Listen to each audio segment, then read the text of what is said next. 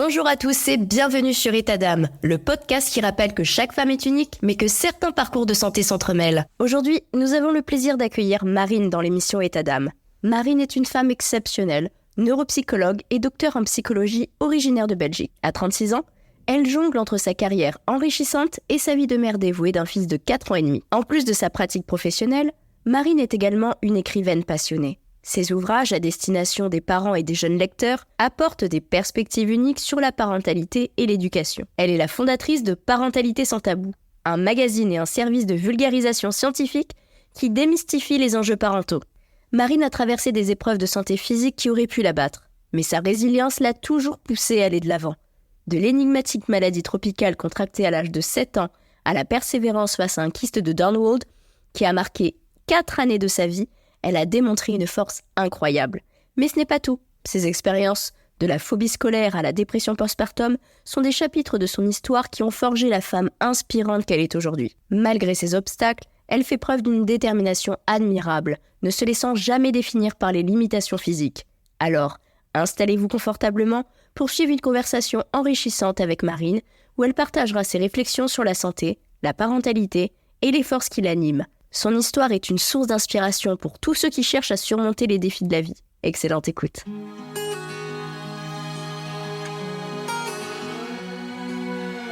Bienvenue, chers auditeurs, dans une toute nouvelle saison d'État d'âme.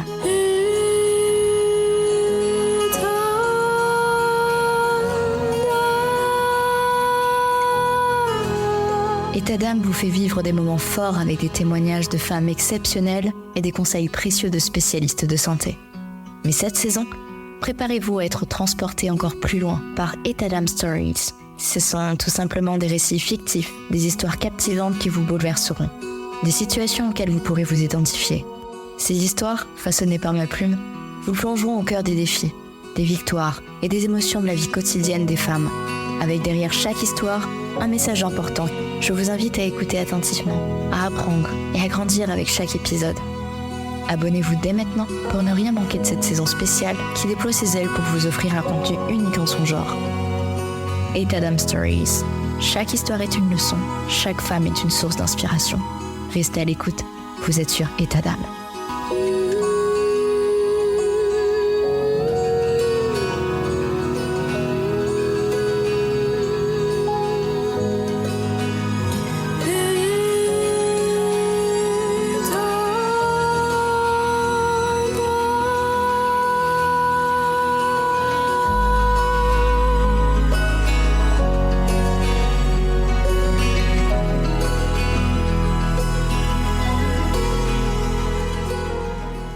Bonjour Marine. Bonjour et un grand merci pour cette invitation.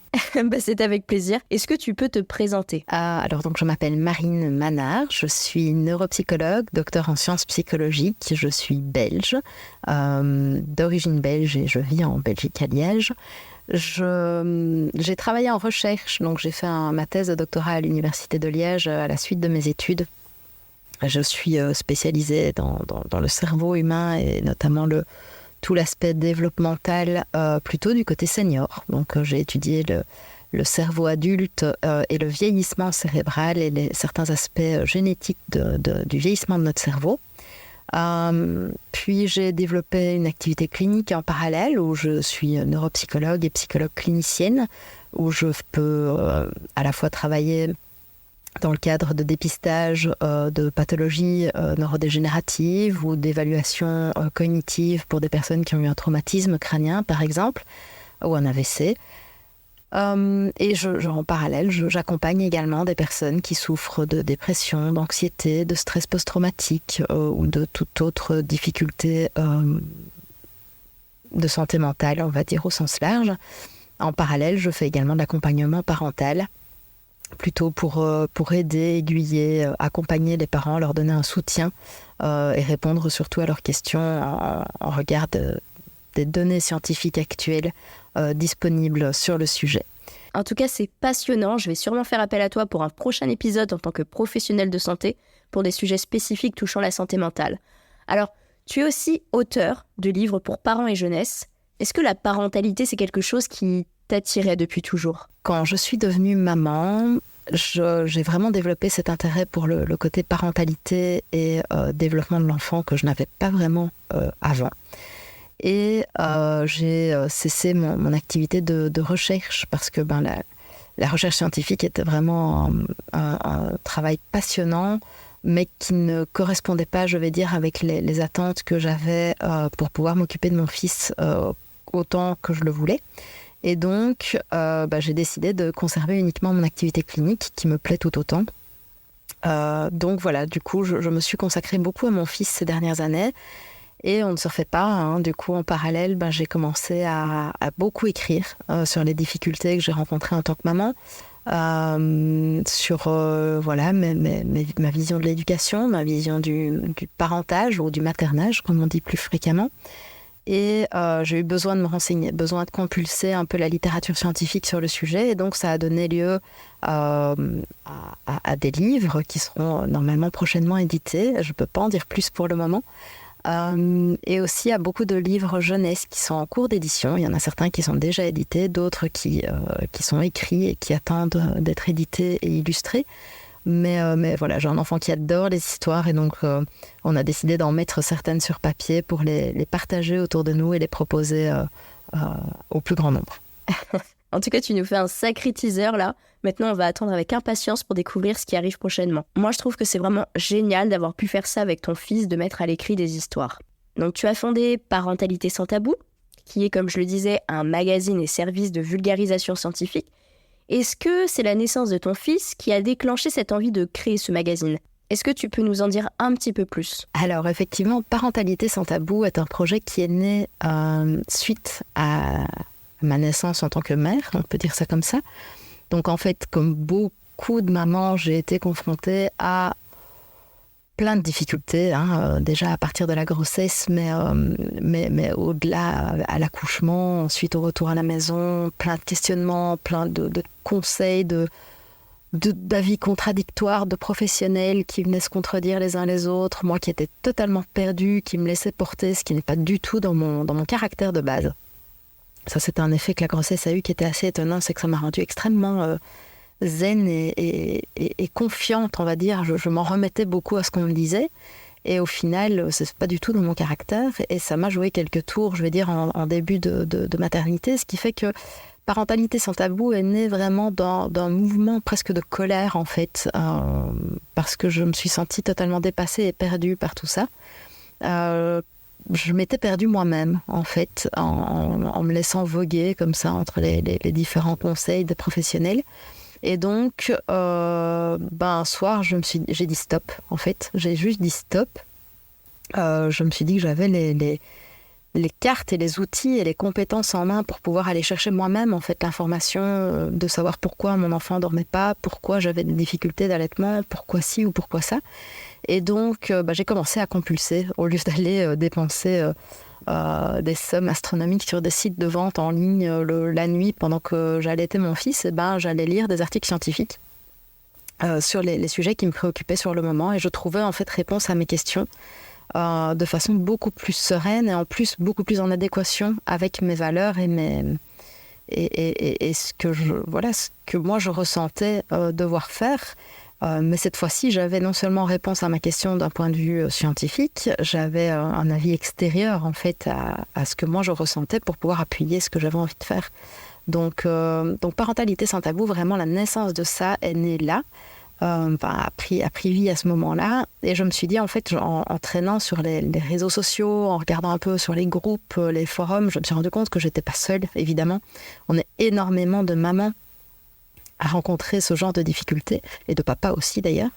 Donc je me suis dit, bon ok, c'est dommage, t'as les infos, t'as tout ce qu'il faut, maintenant tu vas les partager. Et donc Parentalité sans tabou est née de cette envie de partager. Alors il y a plusieurs volets à ce site web et ces réseaux sociaux qui en découlent.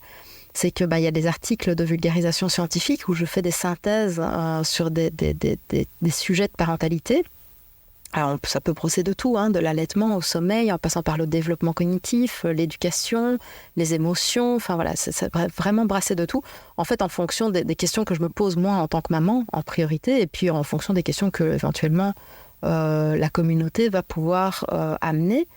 Ensuite, il y a toute une section témoignages où les parents peuvent venir partager leurs expériences de parents justement et partager leurs témoignages s'ils ont envie de prendre la plume et d'écrire. Il y a d'autres petites rubriques plus légères comme les chroniques par exemple, où là par contre je donne vraiment mon avis peut-être un petit peu plus direct sur certaines choses, contrairement aux articles de synthèse scientifique où là je suis objective. En tout cas, j'essaie de le rester le plus possible. Et en tout cas, je ne donne pas mon avis, je ne fais que relater les résultats des études que je trouve sur le sujet. Et donc, c'est de là qu'est née la maison d'édition, en fait, parce que Parentalité sans tabou est une maison d'édition et un service de vulgarisation scientifique et, où les particuliers, les professionnels peuvent aussi venir solliciter un avis, la création de documents, la création de formations, ce genre de choses, pour mettre à disposition, en fait, au plus grand nombre l'information qui sort des laboratoires. Je pense que c'est vraiment une mission très importante et c'est une mission qui manque actuellement dans plein de domaines des sciences humaines, des sciences en général, mais moi, mon domaine, c'est plutôt tout ce qui est sciences humaines et sciences psychologiques, neurosciences. C'est vraiment quelque chose qui manque parce que c'est des études généralement faites sur fond public la plupart du temps, et je pense que rendre au public en fait un retour sur ça est très très important, mais de le rendre de façon accessible. C'est pour ça que le site est 100%, enfin tous les articles qui sont sur le site sont totalement gratuits. En tout cas, pour tous les auditeurs qui nous écoutent, je vous invite à y faire un tour sur le site pour y retrouver tous les articles. Je trouve ça vraiment formidable que tout le monde puisse y avoir accès gratuitement. Et ce site, en plus, il est vraiment très complet, très bien fait. Vous avez différentes catégories comme voix d'experts, où vous pouvez retrouver des articles rédigés par des experts du domaine de l'allaitement, de la psychologie de l'enfant, des sages-femmes, des consultants, des pédiatres. Vous avez aussi des sujets qui sont assez variés. Ça va de l'alimentation du bébé et du jeune enfant au sommeil, la scolarité, le post et péripartum. Vous avez un espace pour les parents aussi, pour les discussions. Mais c'est pas terminé. Il y a aussi des interviews, des chroniques, des outils. Enfin bon, vous irez voir, vous allez trouver votre bonheur. Alors Marine, tu as traversé de nombreuses épreuves sur le plan de la santé physique. On va commencer déjà par la maladie tropicale qui t'est tombée dessus alors que tu n'avais pas voyagé dans des pays exotiques. Alors, effectivement, tout ça m'est tombé dessus. Heureusement, pas tout en même temps. J'ai eu pas mal Alors maintenant, a posteriori, j'appelle ça des petits soucis de santé, mais c'est vrai que quand on est dedans, c'est pas nécessairement des petits soucis. L'avantage, ici, je me permets de le qualifier de petits soucis de santé, c'est que je m'en suis sortie quand même bien. Et donc voilà, je relativise ça de façon assez légère. Alors, pour ce qui est de la maladie tropicale, c'est une anecdote assez particulière dans mon parcours. Donc j'avais environ 7 ans.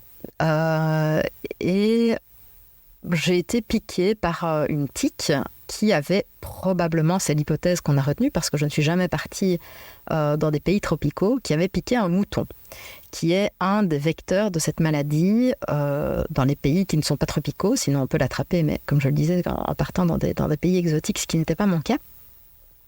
Et donc cette tique m'aurait infectée de cette maladie qui met un très très long temps d'incubation. Donc on n'a pas tout de suite compris ce que j'avais.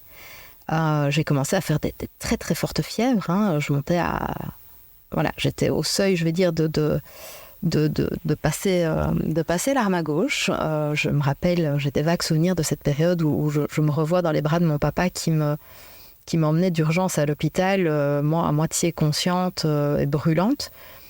Il n'y avait pas de traitement, on a mis longtemps à savoir ce que j'avais. Mes parents savaient qu'il se passait un truc pas normal, donc j'ai dû être déscolarisée. J'arrivais plus à aller à l'école. Je passais des semaines entières à plus de 40 de fièvre, avec rien qui permettait de la faire baisser.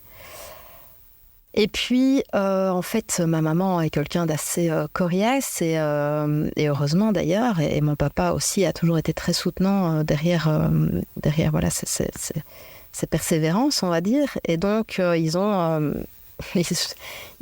empêché un professeur de médecine de l'autre bout du pays de monter dans son avion pour partir en Chine ou dans je ne sais quel pays pour un congrès, en lui disant que voilà, il fallait trouver une solution parce que j'étais littéralement en train de mourir, quoi. Donc il fallait absolument trouver une solution. Ma mère ne voulait pas me faire hospitaliser parce que vu qu'il ne savait pas ce que j'avais, Ils voulaient me placer en quarantaine, mais j'étais une enfant qui était très, très, très fusionnelle avec ses parents. Mes parents n'auraient pas pu me voir.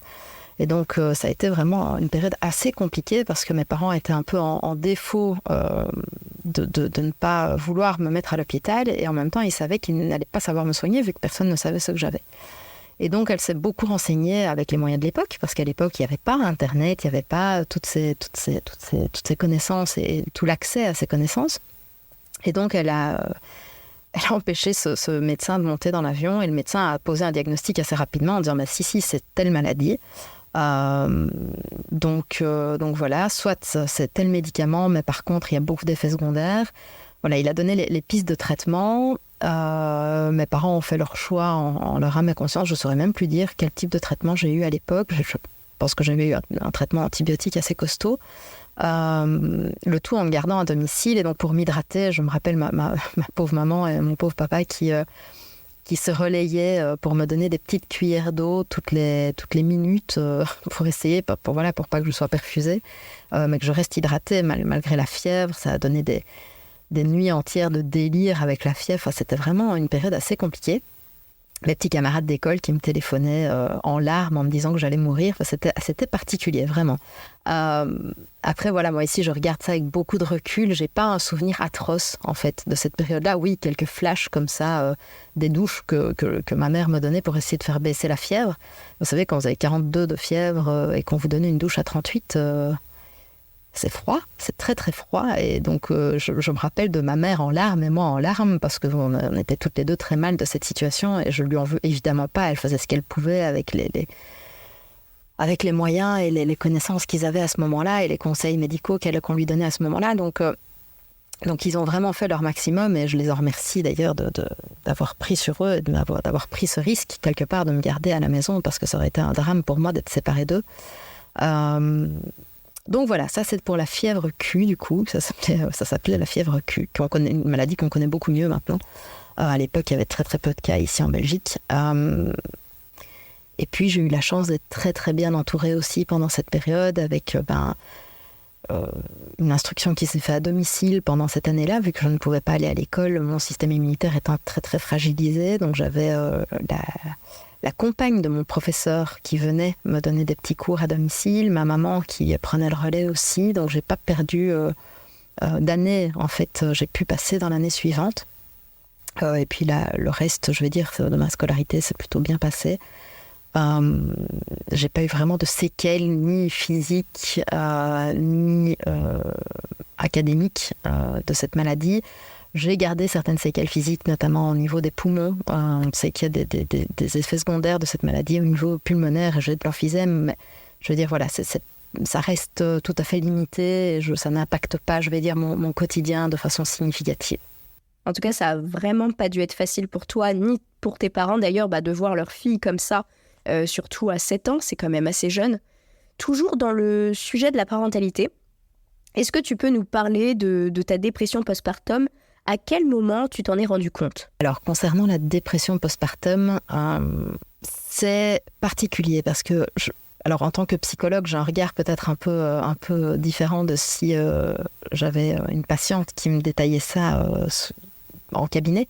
En fait, moi, j'ai compris que j'avais certains signes de dépression postpartum en écrivant l'article pour le magazine.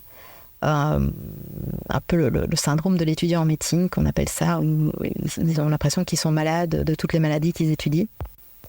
Sauf que du coup, dans mon cas, j'ai essayé de regarder les choses très posément et objectivement. J'en ai discuté avec d'autres collègues, également psychologues, pour leur demander un avis, du coup, qui m'ont un petit peu confirmé mes craintes. C'était plutôt passé, c'est passé, voilà. À nouveau, j'ai la chance d'être bien entourée, et même si c'est quelque chose qui est passé de façon assez inaperçue, parce que le fait de quelqu'un d'assez réservé peut-être, je veux dire, je ne me mettais pas à pleurer en permanence devant ma famille, devant mes amis, j'arrivais à contrôler ça. J'étais à un stade, en tout cas, où je n'avais pas où j'arrivais, entre guillemets, à donner le change, comme on dit. Donc c'est vrai que oui, techniquement, j'étais très mal dans ma peau, pleuré énormément dans ces périodes-là, avec un gros sentiment d'inaptitude et d'inefficacité. Et je pense que Parentalité sans tabou a été notamment un vecteur de sauvegarde de cette santé mentale, où j'ai senti que je pouvais reprendre un contrôle, où je me suis ressentie efficace, où je me suis sentie confortée par ce que je lisais. Et donc, c'est vrai que ce passage de dépression postpartum n'a pas été simple à vivre, parce que j'ai choisi en fait de la vivre toute seule, alors que j'aurais très bien pu trouver le soutien si je l'avais souhaité. Mais je le trouvais d'une autre manière, sans nécessairement m'étiqueter comme ça, je pense. Mais voilà, c'était infraclinique, si on peut dire ça comme ça. C'était pas une dépression sévère. Je peux pas dire que j'étais en dépression postpartum sévère. J'ai pas eu besoin d'un soutien professionnel, d'une médication. J'ai réussi à mettre en place les outils thérapeutiques que j'aurais mis en place peut-être avec d'autres personnes de façon assez spontanée. Je veux dire, j'ai l'avantage d'avoir un métier où c'est un avantage et un inconvénient quelque part, où je vais trouver peut-être des outils plus facilement à mettre en place, et en même temps où on a peut-être encore moins envie que les autres d'aller pousser la porte d'un collègue pour dire « Ok, là, je vais pas bien ». Voilà. Donc cette dépression postpartum, elle est un peu particulière dans le sens où c'était pas une dépression sévère, c'était limité, et j'ai pu m'en sortir justement, je pense, en écrivant beaucoup. Ça a donné lieu à un livre d'à peu près 730 pages que je suis en train de réduire pour pouvoir l'éditer justement. En tout cas, nombreuses sont ces femmes qui vivent une dépression postpartum, donc merci. Merci Marine de partager ton expérience pour que tout simplement d'autres femmes ne se sentent pas seules au monde, qu'elles puissent même prendre conscience qu'elles ont besoin d'être aidées. Parfois on se dit ça ira, ça finira par passer, et puis le temps passe et on se rend compte que non, et qu'on a peut-être besoin d'une aide extérieure, autre que son entourage ou autre que sa famille, qui peuvent être, je ne dis pas un soutien, mais qui parfois n'ont pas forcément les mots, en tout cas les bons mots ou les bons comportements pour qu'on puisse guérir, tout simplement. C'est un métier, c'est un métier. Pour tous les patients atteints de symptômes physiques ou moraux, je pense que le cauchemar, c'est l'errance médicale. Et c'est ce que tu as vécu, Marine, pendant 4 ans pour ton kyste de Turnwald. Raconte-nous un petit peu. L'un des plus grands défis médicaux, je pense, ça a été quand j'étais en cours de thèse. En fait, j'ai commencé à avoir des acouphènes, vraiment une sensation de grande faiblesse par moment, comme si j'étais fiévreuse, mais je n'avais pas de fièvre. C'était vraiment un état très particulier, une fatigue intense, une perte d'appétit. Je me traînais, en fait, j'avais vraiment cette image comme si je traînais mon propre cadavre derrière moi. C'est un peu glauque comme image, mais c'est vraiment l'image que j'en avais. J'ai fait à peu près tous les spécialistes de ma région. Ils m'ont tous plus ou moins dit que c'était de l'anxiété. Alors, évidemment, tant psy, je veux bien que ce soit de l'anxiété, mais il y avait quand même des symptômes un peu somatiques qui m'interpellaient. Et j'étais pas particulièrement dans une période d'anxiété intense de ma vie. Je suis quelqu'un d'anxieux globalement depuis toujours, mais c'était pas une période particulièrement anxiogène pour moi. Donc j'ai continué à chercher parce que je pouvais pas vivre comme ça. Alors il y a des médecins qui m'ont fait ce qu'on appelle une parasynthèse, où donc ils ont percé le tympan en fait au cas où il y aurait du liquide derrière. Là ça a été un cauchemar. Je suis restée 2 semaines couchée. Impossible de bouger, j'avais un mal de tête pas possible. Rien que chuchoter, j'avais l'impression de me hurler dans ma propre tête, c'était vraiment l'enfer. Ensuite, quand ça a cicatrisé, ça a été un peu mieux, mais j'avais toujours ces vertiges, ces acouphènes, donc c'était vraiment très très pénible. J'ai poussé, comme je disais, la porte de tous les cabinets, les spécialistes, les assistants, les professeurs, des médecins privés, de l'hôpital public. Voilà, je suis allée un peu partout.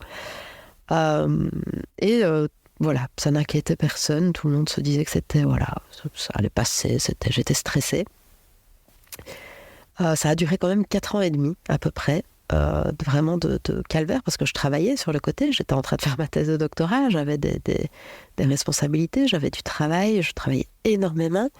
Donc, il fallait que ça aille, en fait. Donc, du coup, j'ai continué. et je suis tombée sur une ORL vraiment incroyable qui m'a fait les mêmes examens que tout le monde et qui m'a dit, écoute, t'as un kyste dans l'arrière, c'est sur le cavum en fait, donc c'est la paroi qui sépare en fait la sphère du nez et de la gorge avec la partie du cerveau. Elle m'a dit, écoute, t'as un kyste à cet endroit-là, c'est un kyste un peu particulier parce que normalement, il disparaît à la naissance, c'est ce qu'on appelle un kyste embryonnaire.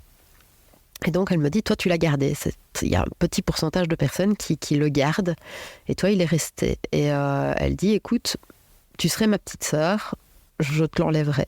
Parce que là, il n'y a peut-être pas besoin tout de suite, mais s'il venait à s'infecter, ça pourrait aller très vite et tu pourrais faire une méningite ou une septicémie. Donc, c'est quand même proche du cerveau. C'est dans des régions qui sont assez délicates. Alors, n'étant pas une grande fan des anesthésies, ça fait aussi partie d'un de mes problèmes. Je suis très bon public pour la douleur, mais alors j'ai une détestation de la sensation d'être anesthésiée. Je réagis très mal d'ailleurs aux anesthésies avec des effets paradoxaux un peu particuliers.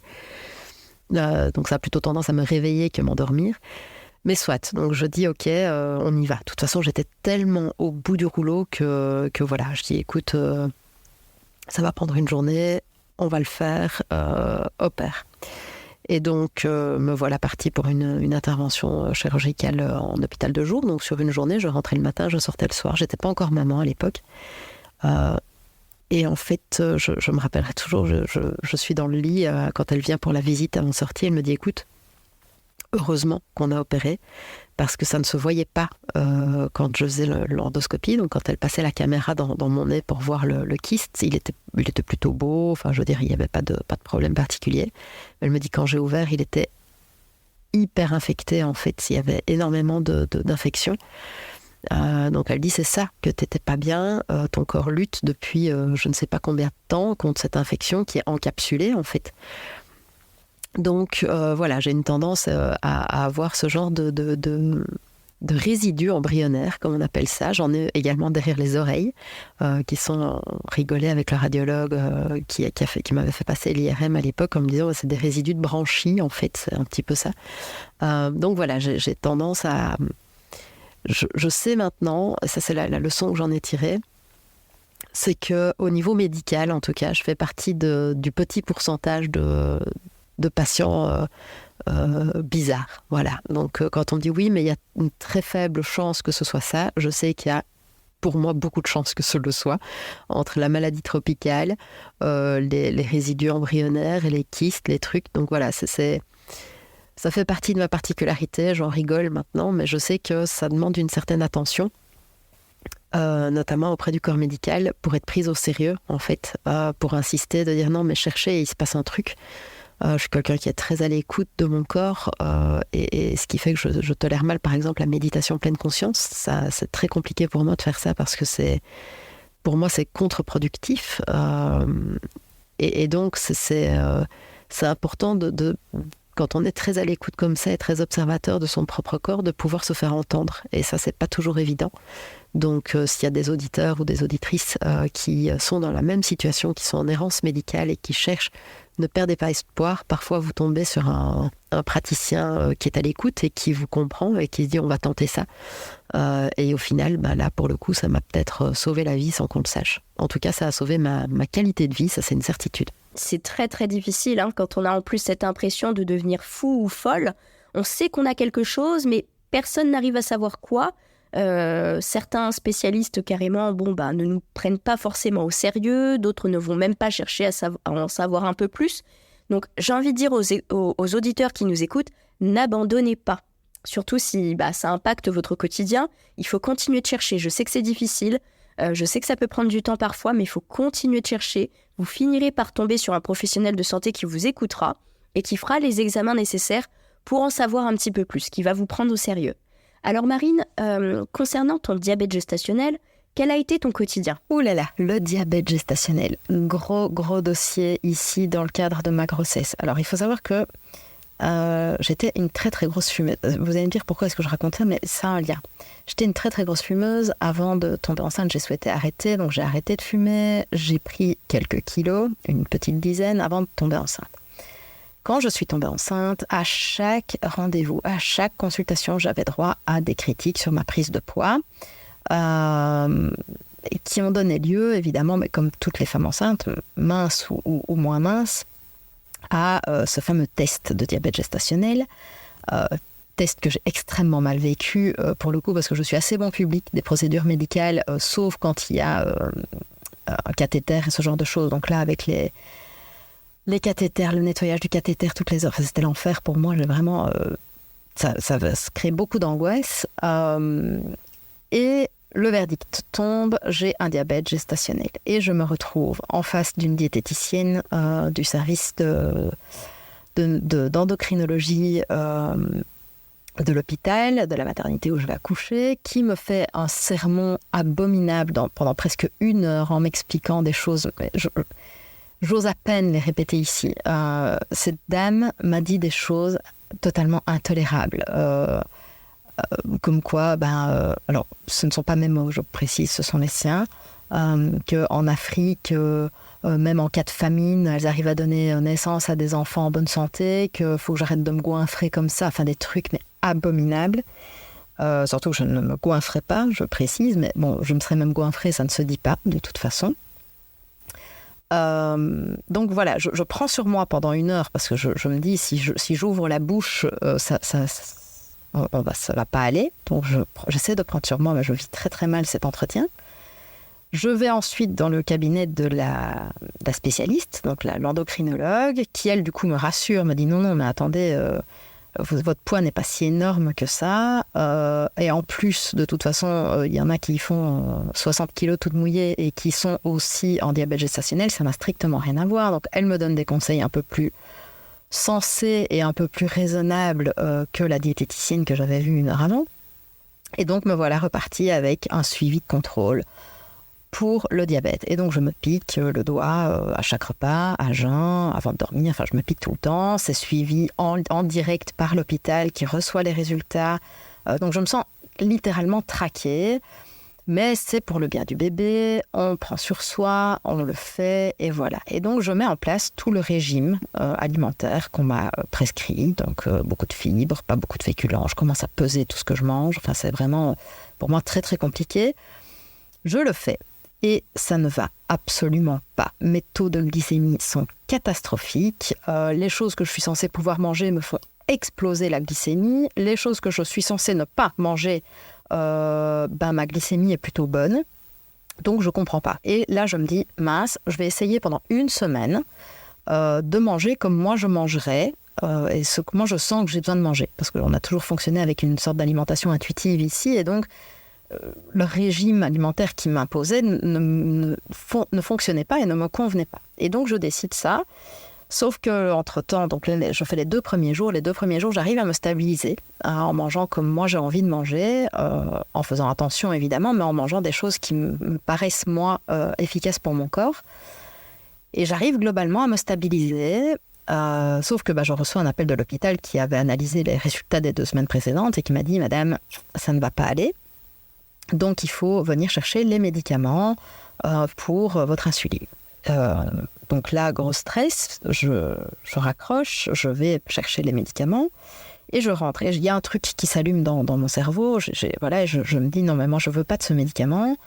Donc, je vais chercher les articles rapidement. Hein. Je ne fais pas une revue complète, mais je vais chercher des articles sur scientifiques sur le sujet et je me rends compte qu'effectivement, ce médicament n'est pas top. Alors, attention. Je ne suis pas en train de dire qu'il faut ne pas prendre un médicament qu'on vous prescrit. Loin de là, chacun fait en son âme et conscience et avec les conseils de ces professionnels de santé. Moi, je n'étais pas en confiance avec le service déjà. Je n'ai pas juste refusé le traitement, j'ai demandé une adaptation du traitement. C'est-à-dire que j'ai téléphoné à l'équipe et j'ai dit, écoutez, moi je ne prendrai pas ce médicament, je veux les injections d'insuline.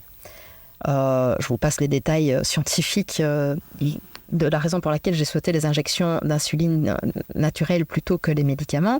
Mais quoi qu'il en soit, s'en est suivi une dispute monumentale avec le service qui me trouvait bien bête de vouloir me piquer dans la cuisse alors que avaler un cachet, c'était quand même beaucoup moins contraignant. s'en suivit que j'ai réussi à les convaincre et donc ils m'ont octroyé ces fameuses piqûres d'insuline en me prenant pour une cinglée, mais ce ne sera pas ni les premiers ni les derniers, donc c'est pas grave. J'assumais totalement ce choix et donc je me suis piqué matin et soir, je pense de mémoire, tout le restant de ma grossesse à l'insuline, ce qui a plutôt bien stabilisé les choses, tout en faisant encore attention à mon alimentation, mais du coup c'était beaucoup plus stable. Franchement, c'est pas évident le diabète gestationnel, hein. Je sais en tout cas de quoi tu parles et ce par quoi tu as dû passer, j'y ai eu droit en fait pour mes 2 grossesses. Alors, je vais rentrer dans le sujet défis personnels et professionnels. Est-ce que ta carrière et ton rôle de maman, ça a chamboulé certaines choses? Alors, au niveau de la carrière professionnelle, clairement, ma maternité a littéralement redéfini ma carrière professionnelle. J'étais quelqu'un qui travaillait un nombre incalculable d'heures avec très peu de congés quand je travaillais dans la recherche scientifique à l'université. Volontairement, je veux dire, je suis quelqu'un qui aime travailler, voilà, je suis quelqu'un d'assez passionné. Donc, quand je travaille sur quelque chose que j'aime, j'ai pas l'impression de travailler. Je prends plaisir à le faire. Donc là, clairement, j'ai mis un gros frein à tout ça pour me consacrer à mon bébé, mais j'ai pas pu m'empêcher, du coup, de lancer d'autres projets. Il y a Parentalité sans tabou, il y a eu plein d'autres projets aussi sur le côté, mais qui n'ont rien à voir, je vais dire, directement avec la parentalité, donc ça ne nous intéresse pas nécessairement ici. Mais voilà, j'ai eu besoin de créer, j'ai eu besoin de produire, j'ai eu besoin d'écrire. Ça m'a énormément soulagée, comme je le disais avant, au niveau de mes états d'âme, justement. Ça m'a permis de lâcher. Alors, je n'ai pas la plume d'Apollinaire, hein, je n'ai pas cette prétention, mais clairement, ça a vraiment inspiré ma parentalité, a totalement inspiré mes écrits. Les histoires pour enfants sont écrites pour mon fils, voire par mon fils par certains moments, parce que je remets en mots parfois des histoires qu'on crée à deux. Et donc je réécris cette histoire-là. Il y a beaucoup d'histoires autour des émotions. Étant psychologue, j'ai à cœur de justement essayer de transmettre un peu à la fois mes connaissances académiques et professionnelles et scientifiques aux autres parents, mais aussi aux enfants. Et donc, c'est chouette de pouvoir proposer des livres. J'essaie de faire des livres-outils où on va accompagner le développement émotionnel de l'enfant et donner des petits tips comme ça aux parents en clin d'œil, en filigrane du livre. J'aime bien transmettre des messages, que ce soit des messages d'espoir, des petits messages un peu philosophiques. Parfois, c'est pas directement accessible. Le parent a un message un peu différent de l'enfant, mais c'est pas grave.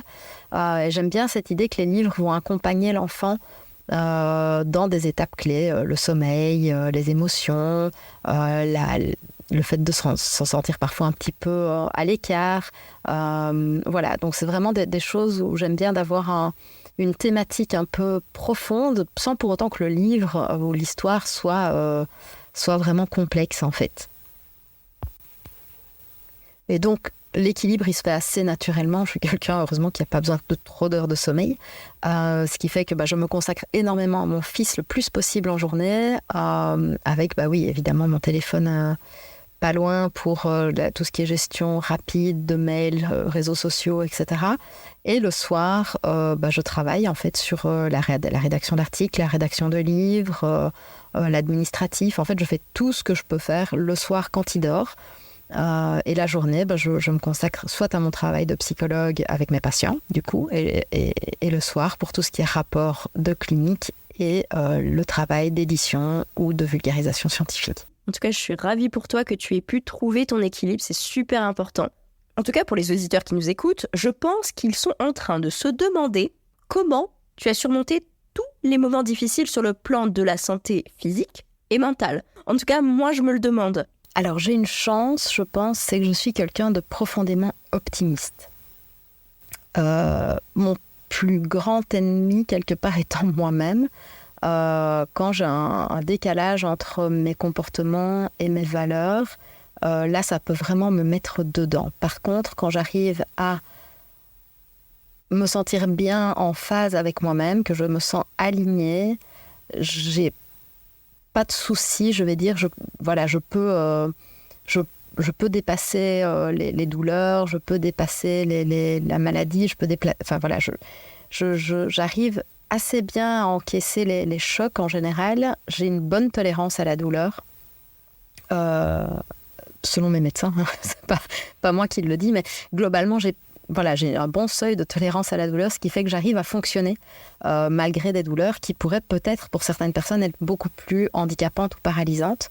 Et ça, une personne n'est pas l'autre, il n'y a rien à faire. Évidemment, sans aucun jugement ici, j'accompagne d'ailleurs des personnes qui ont des douleurs chroniques, et donc clairement, pour la même pathologie, le même type de douleur, il y a des personnes qui vont être clouées dans leur fauteuil, d'autres qui vont arriver à aller faire du sport. C'est très variable.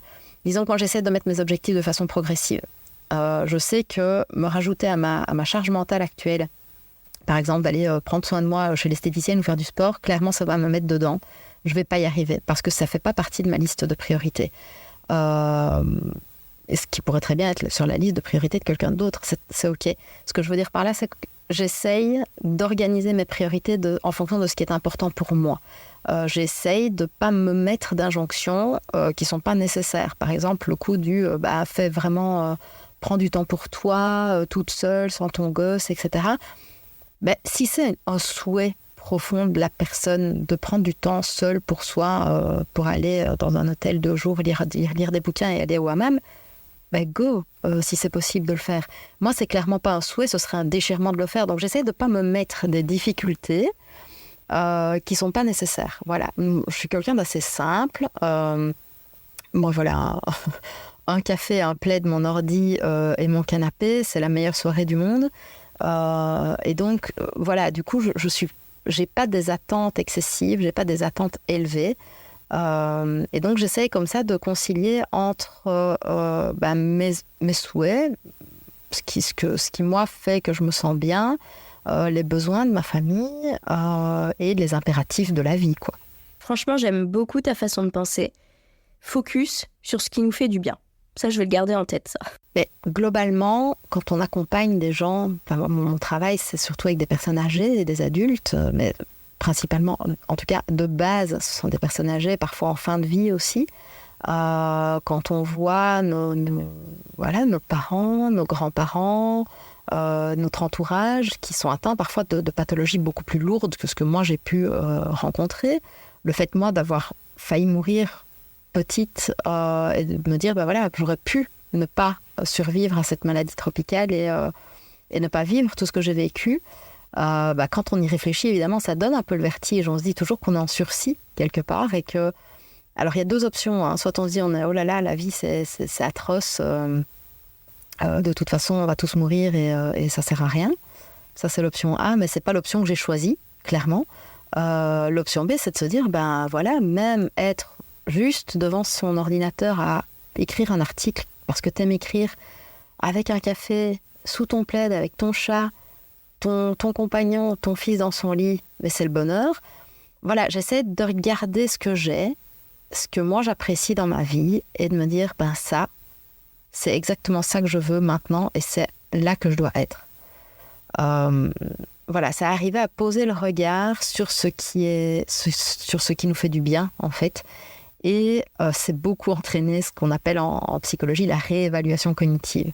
C'est-à-dire que d'une situation qui va provoquer des émotions extrêmement difficiles ou extrêmement désagréables, ça va être d'essayer de réévaluer cette situation pour transformer l'émotion qu'elle nous procure en quelque chose de plus positif. Ça fonctionne avec tout, hein, même avec les enfants d'ailleurs, c'est vraiment une compétence à entraîner parce que ça nous permet justement de pouvoir transformer notre vision des choses, prendre une autre perspective en fait. Est-ce que tu peux nous expliquer en quoi consiste l'hyperlaxité et le syndrome d'Ehlers-Danlos? Ça affecte comment le quotidien?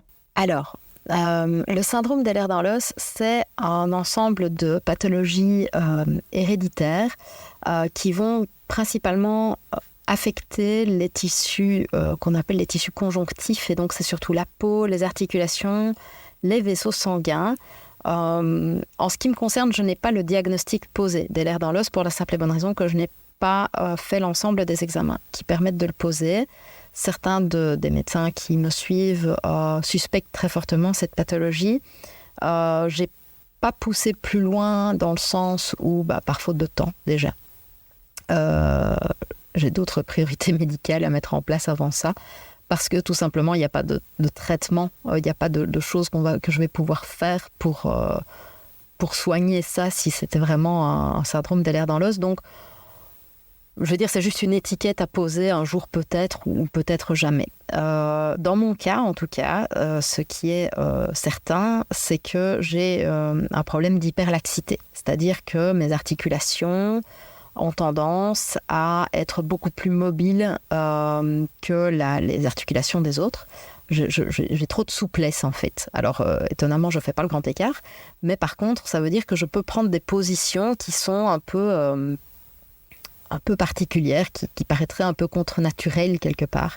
Vous savez, les gens qui ont les bras qui se tordent dans un sens qui n'est pas tout à fait normal ou qui arrivent à toucher leur avant-bras avec leur pouce, ce genre de choses.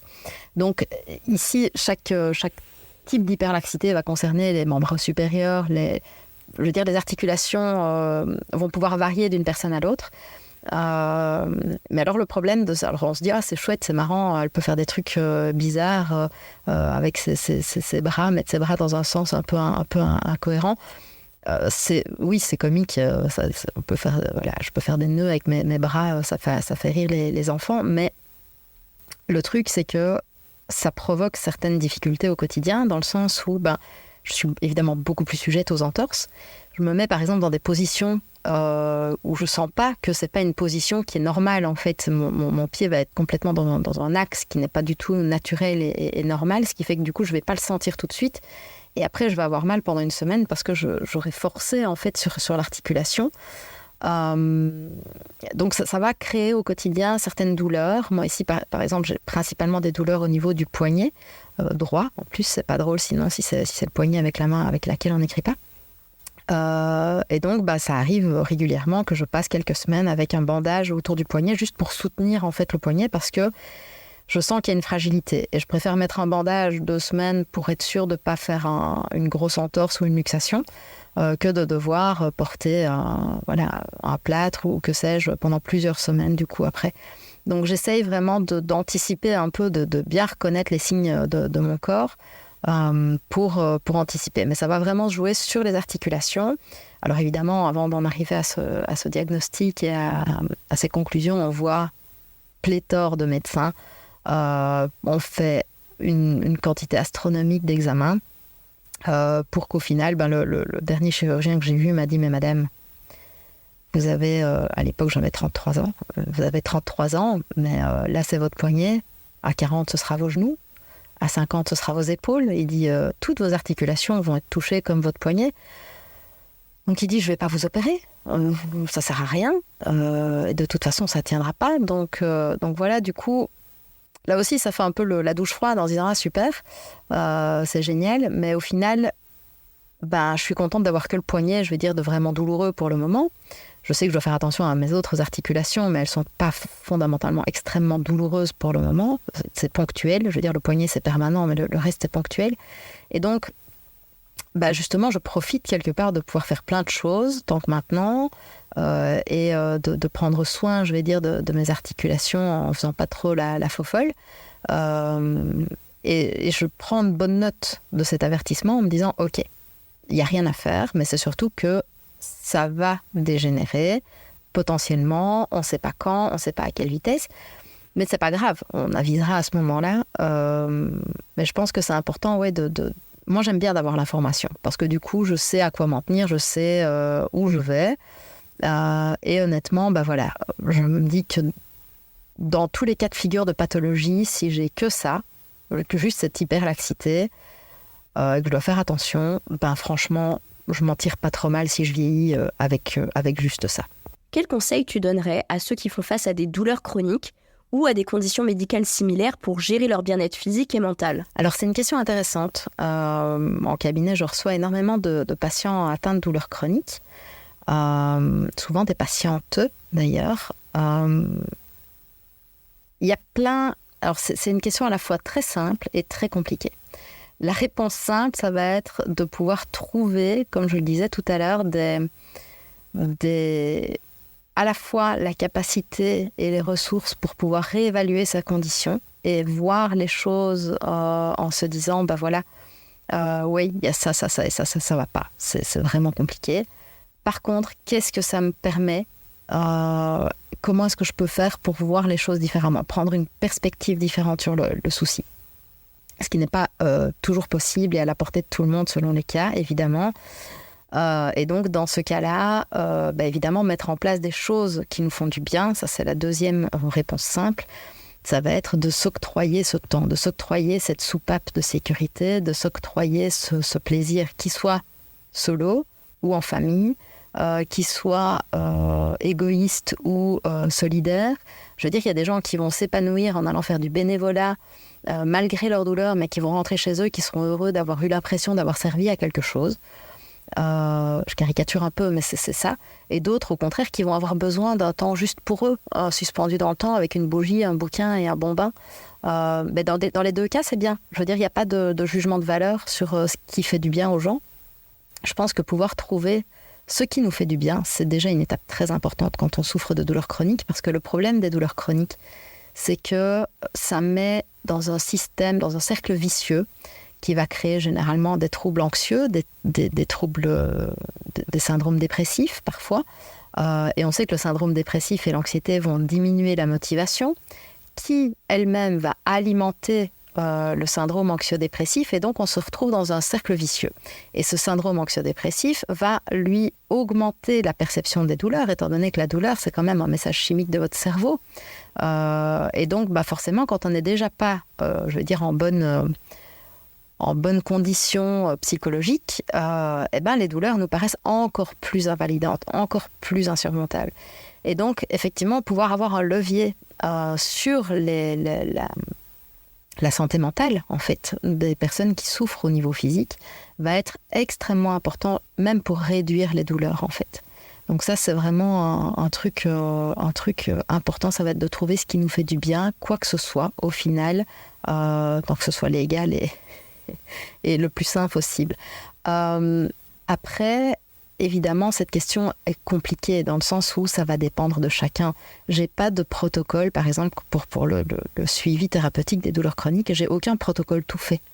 En fait, quand je reçois des personnes qui ont, par exemple, une algodystrophie, une fibromyalgie, n'importe quoi qui provoque des douleurs ou même des syndromes non diagnostiqués, on discute et on voit pour essayer d'adapter les techniques thérapeutiques à quelque chose qui colle déjà avec la personnalité de la personne, avec ce qu'elle aime, qui colle avec ses capacités, avec financières ou sociales ou personnelles, avec ses envies, avec sa motivation. Donc tout ça va évidemment être très important pour pouvoir mettre en place justement des choses. Et c'est pour ça que je disais la réponse est à la fois très simple, parce qu'on va juste dire feel good, faites-vous du bien et ça va aller. Mais c'est aussi parfois très compliqué de trouver justement ce qui nous fait du bien, de trouver le moyen de le mettre en place. Et donc c'est à ça que va servir alors un professionnel de santé spécialisé là-dedans, c'est que ça va être un peu le levier pour proposer des pistes, parfois auxquelles on ne pense pas, de proposer des exercices de respiration, de relaxation, d'auto-hypnose, de sophrologie, peu importe, chacun trouve ce qu'il aime. À nouveau, et donc voilà, ça va être d'investiguer, d'évaluer, de proposer des stratégies, de faire des listes, de réduire la charge mentale, parce qu'évidemment chaque stresseur supplémentaire va venir impacter les ressources qu'on a, et donc le grignotage de nos ressources va impacter encore plus notre santé mentale, et on retrouve encore un boomerang dans le cercle vicieux qui va augmenter à nouveau cette détresse et du coup augmenter les douleurs. En tant que neuropsychologue et auteur spécialisé dans la parentalité, quelles sont pour toi les principales recommandations que tu donnerais aux parents pour soutenir le développement de leur enfant sur le plan aussi bien cognitif qu'émotionnel ? Alors, j'espère que vous avez le temps, je vais essayer d'être brève. Je pense que ça peut se résumer en 4 mots. Observation, accompagnement, soutien et proximité. Ces 4 mots-là, pour moi, vont vraiment être la base qui va définir, en fait, un développement optimal, quelque part, de l'enfant.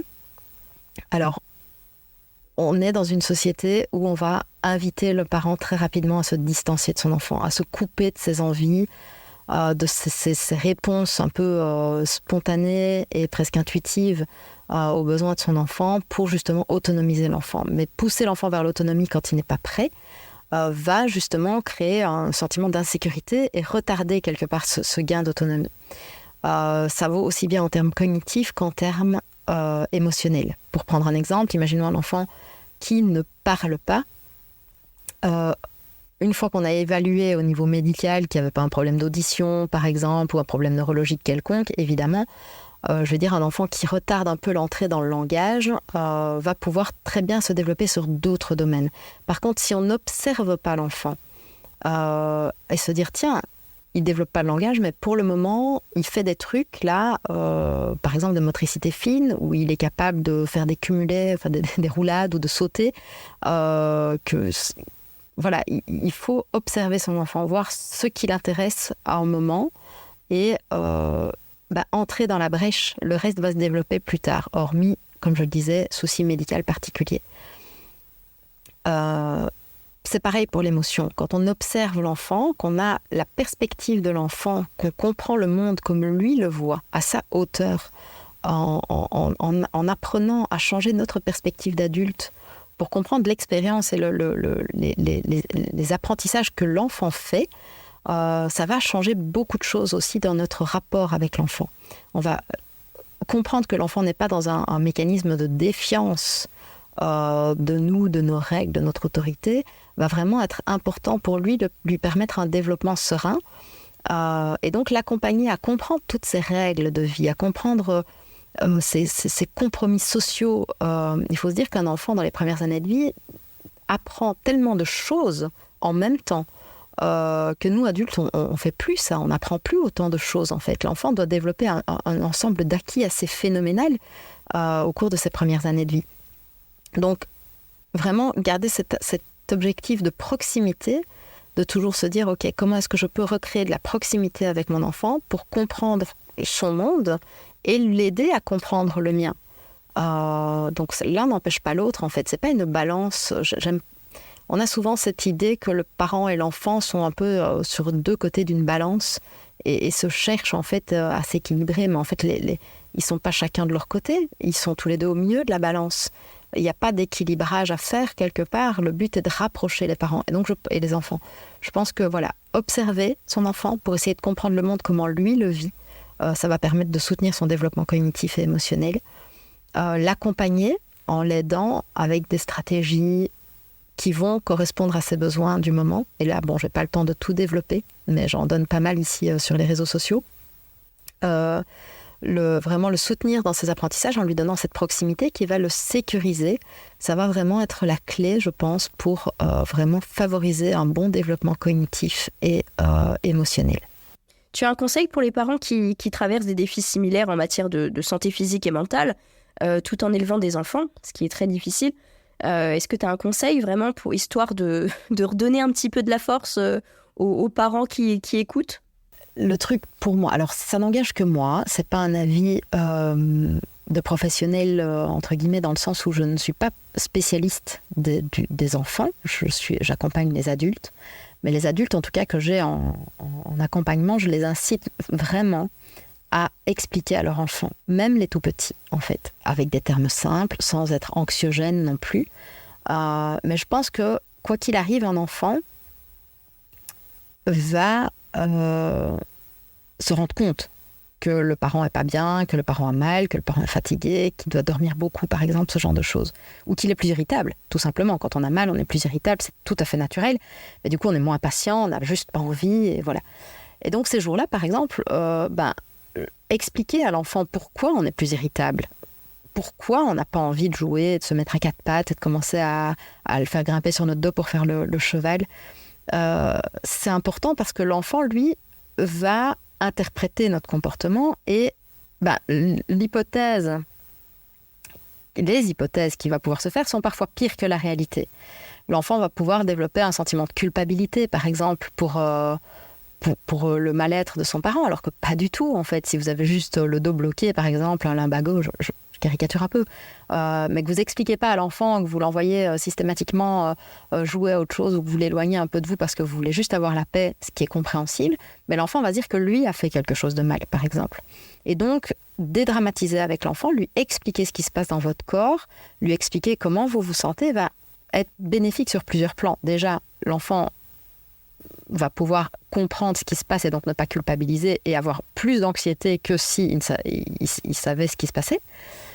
Dans un deuxième temps, en plus, ça va entraîner les habiletés d'empathie de l'enfant qui va pouvoir comprendre un petit peu ce que vous traversez. Alors évidemment, il ne faut pas s'attendre à ce qu'un enfant de 4 ans, du coup, se dise « Oh là là, oui, t'as mal, ok, je t'amène une tisane et tes pantoufles. » Ça reste des enfants. Donc il faut du temps pour qu'ils comprennent tout ce que ça implique. Mais je pense que expliquer, apprendre à poser des mots simples sur ce qui se passe, va nous permettre déjà de conscientiser ça et de trouver un compromis acceptable entre ce qu'on est capable de faire et ce que l'enfant a besoin. Et donc, amener le parent à la rencontre de l'enfant pour lui expliquer tout ça est vraiment essentiel pour moi. Et donc, avoir un peu cette valise de jeu faisable dans les cas de crise pour les personnes qui ont des douleurs chroniques, par exemple. Elles ont parfois des périodes de crise où les douleurs sont vraiment très fortes. Et donc, avoir un peu cette malle à jeu en cas de crise, quoi. Un peu la malle de secours où il y aura, je sais pas moi, certains jeux de société qui sont plus relax, des boîtes à histoire, des livres, vraiment avoir un peu cette liste un peu de secours, de jeux qu'on peut faire. Et donc dire à l'enfant, écoute, aujourd'hui, je t'ai déjà expliqué, j'ai telle et telle douleur, j'ai telle et telle maladie.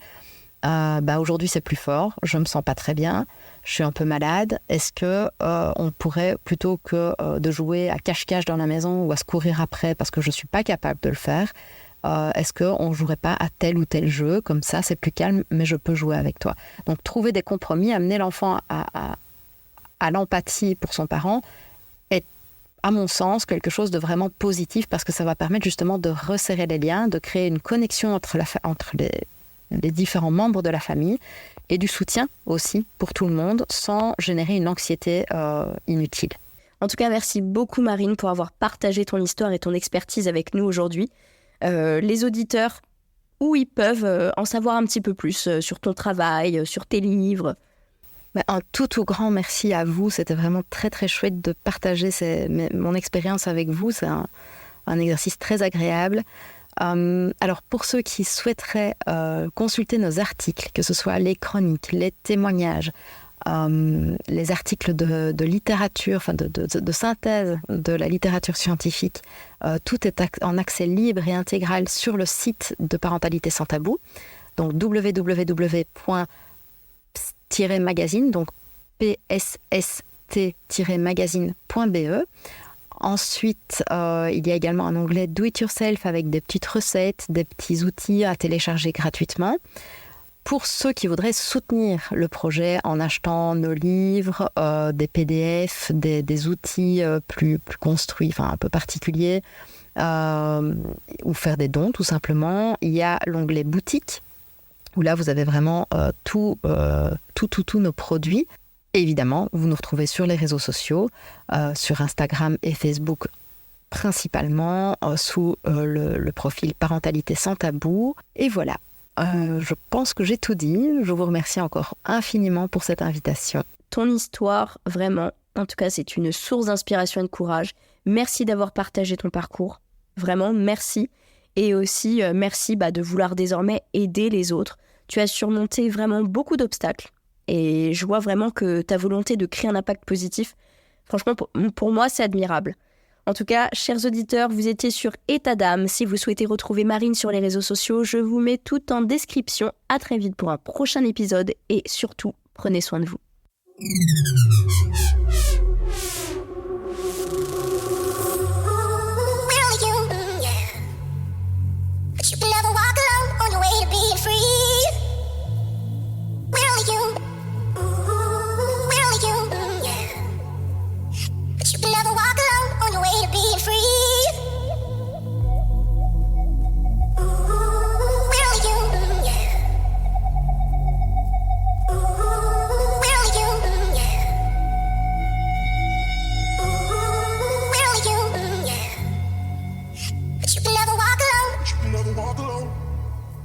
on the way to being free.